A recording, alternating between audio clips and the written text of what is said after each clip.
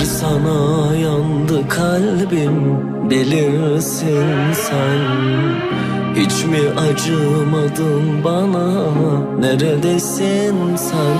Bakmasınlar gözlerine, tutmasınlar ellerini.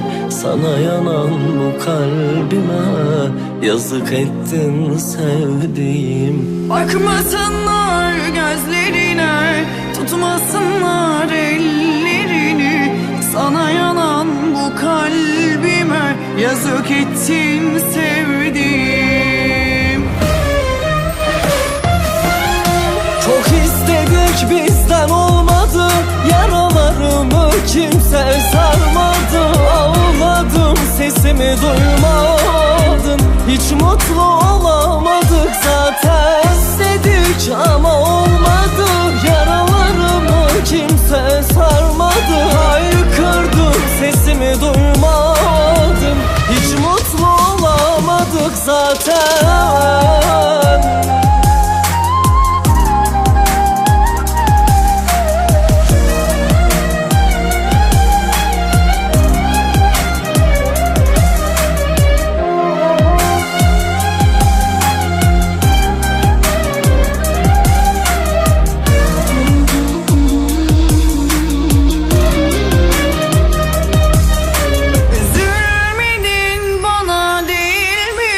Ben çok yoruldum senden, takat kalmadı bana.